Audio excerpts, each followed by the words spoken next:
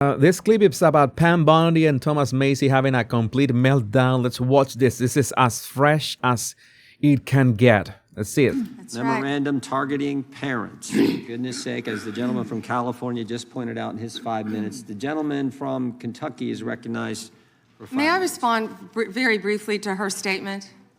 Well, I think we can do that Okay. probably on Next- one of our members' time. Okay, thank you. I don't want that to get away. Thank you. Yep. Thank you, Mr. Chairman. Behind me, I have 3 documents from the DOJ production that are emblematic of the massive failure of the DOJ to comply with the Epstein Files Transparency Act. To my right is an email that was sent by the victim's lawyers to the DOJ. It was a list of names not to redact, a list of names not to release. What did the DOJ do with this email? They released this email in the document production. Literally the worst thing you could do to the survivors, you did. And they're getting phone calls. A lot of these people didn't want to be known.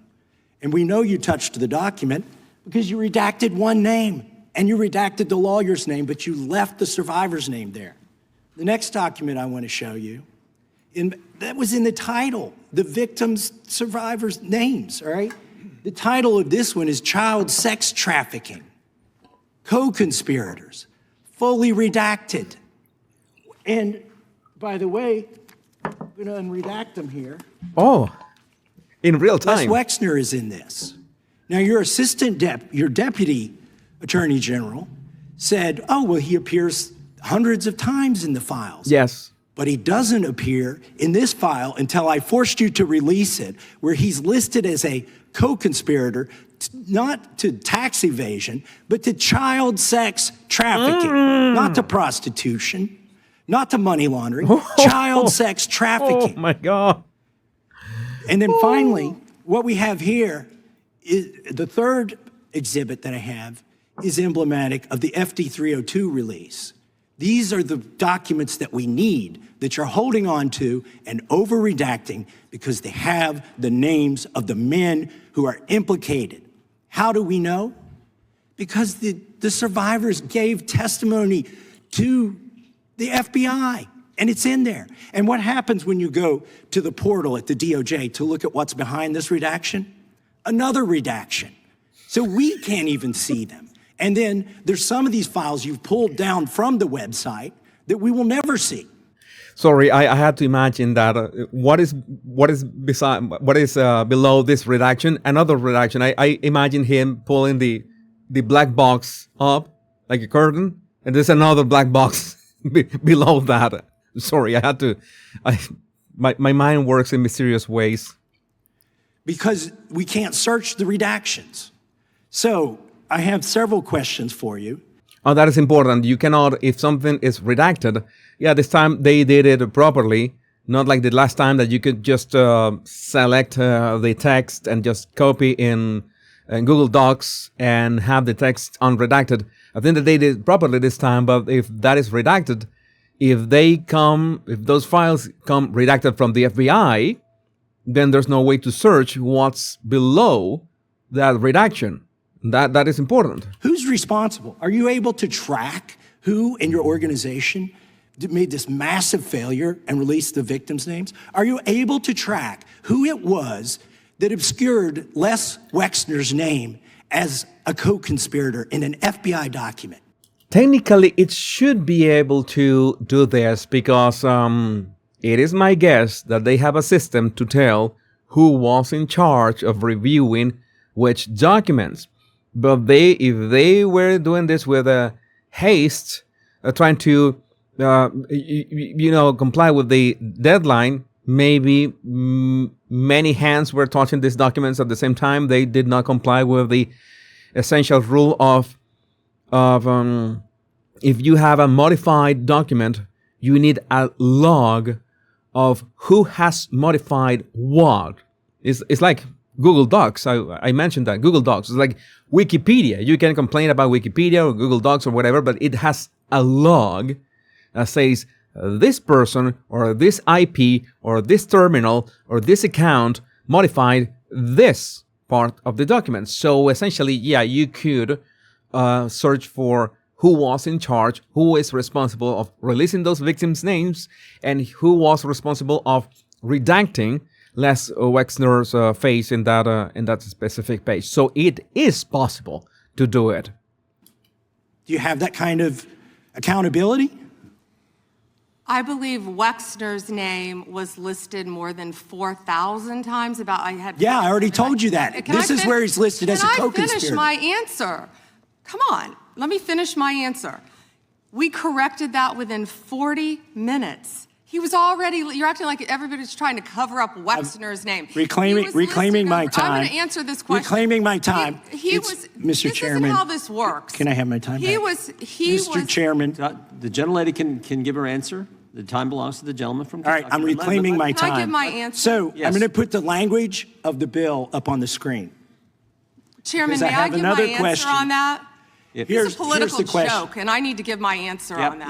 we'll let the Attorney General respond, and then the gentleman can move to his Chairman, next question. it's my time. Within 40 Chairman. minutes, you asked me a question. You can give Within me- 40 minutes, Wexner's name was added back. Within 40 minutes You of me catching you red-handed. There was one redaction out Where of he's over listed as a 4,700, co-conspirator. Okay. and we invited You know what? you Show the in. video. Well, one thing that we can get from this is that I learned to say co-conspirator the right way. So there's that. Ian, this guy has Trump derangement syndrome. He needs to get, you're a failed politician. Gentlemen, You need to time get belongs on I want you to these watch the video. matters. Mr. Chairman, please restore his time. I don't know. This was this mix-up with this clip from Cash Patel. I think that someone was making some kind of editing, and this was from Gunther Eagleman. But this continues here. My position is any victim who comes forward, of course, we would love to hear from them. 1-800-CALL-FBI. Did you ask Merrick Garland that the last 4 years? Did you talk about Epstein? I am at reclaiming all my the time. last I'm 4 glad you're years? asking about Merrick Garland. You don't get to reclaim because this time is when you don't- bigger than when you can't- Watergate. when I don't answer a question the This way you goes want. over 4 administrations. You don't have to go back to Biden. Let's go back to Obama. Let's go back to George Bush. This cover-up spans decades, and you are responsible for this portion of it. And that's now, where the I want to most know at what transparent- point did the FBI and the DOJ decide that Lex Wessner was not a co-conspirator? Because our Epstein Files Transparency Act requires you, please put it Time is back on the up. screen, please, to release the internal decision about whether to prosecute him or not, and it's not in the files, and it's not in the files for any of these other men. Time of the gentleman has Which expired. may she Yeah, I want to read this because this is important. I was taking a look at this. What is highlighted? Internal DOJ communications. Internal DOJ communications. So the communications inside the DOJ making the decisions of what to redact and what not to redact.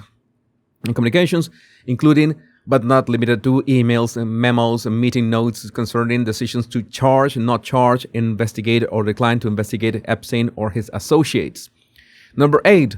All communications, memoranda, directives, logs, or metadata concerning the destruction, deletion, alteration, misplacement, or concealment of documents, recordings, or electronic data related to Epstein, his associates, his detention and death, or any investigative files. Yeah, this is basically they are requesting everything. So the Department of Justice, including the Federal Bureau of Investigation and the United States Attorney's Office, that relate to, yeah, basically everything. And you see, for example, here, number 5, entities, corporate and nonprofit, academic or governmental with known or alleged ties to Epstein's trafficking or financial networks. This is so important. I have been seeing this for 1 year when Donald Trump was saying, "No, the Epstein files was a hoax, Democrat hoax," and he did not elaborate on that. And I said, "What? But they cannot be a hoax. They 100% exist." And let's not talk about trafficking, okay? It's just the financial networks. With the financial networks, you can get a lot of people in jail. A lot of people in jail. But again, well, this is the spot that we're on. We continue. she answer? And he's a hypocrite because he voted against the ban that we were talking about on deep fake AI porn. Only 2 people voted against it, and you were one of them, hypocrite. The gentleman's time has expired. You didn't answer the question. Why are they talking about AI porn now? I got lost. Mr. Chairman, Mr. Chairman, could she answer the question? Chairman, I was wondering, The gentlelady's allowed, the Attorney General's allowed to respond the way she wants to respond to any member's questions, Republican, Democrat. All right, I have unanimous consent request. Gentleman's recognized for a UC. All right, this is an example. I'm submitting these 302 forms that are entirely redacted, even when you go to look at them. Without objection. I'm submitting a witness statement that implicates Les Wexner. Without objection. I'm submitting an article from the New York Times that the DOJ released nude photos and identifiable pictures of the victims. That's another thing, because some people have found ways to kind of hijack the Department of Justice's website and find videos that were hidden in the system of the Department of Justice, and anybody, they already basically downloaded them all, and it's a mess. I'm not going to show them, of course, but some of those videos, I saw one video of a lady giving a massage, a foot massage to somebody. I have no way of knowing if that's Jeffrey Epstein, but there's two versions of the video. There's one version in which she is redacted.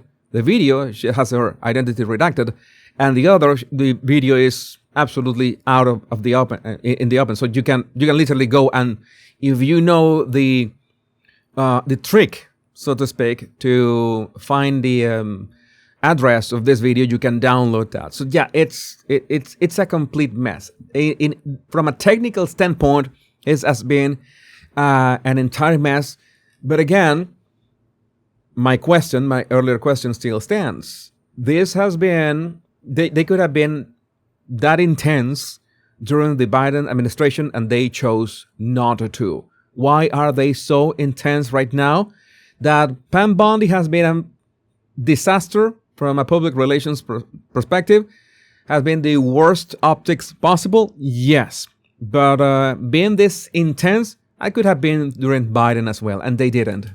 I'm submitting a letter from AG Bondi to Kash Patel, imploring him to quit keeping the files when you found out that they were keeping files from you, because they're still redacting files that you... Chairman, are we going to recess for votes? Yes, we are. I'm submitting for unanimous consent a document of 17 individuals who've resigned because of the Epstein files. Without objection.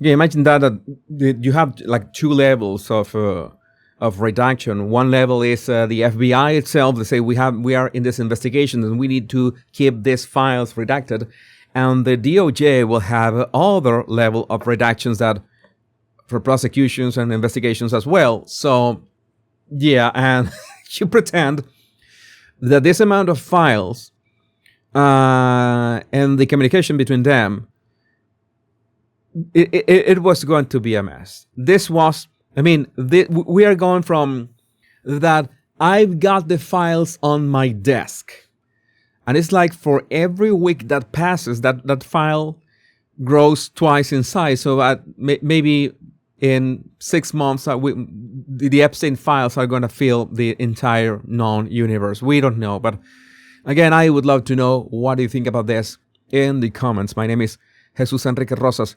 I'm the Power Pundit. Much love and bliss.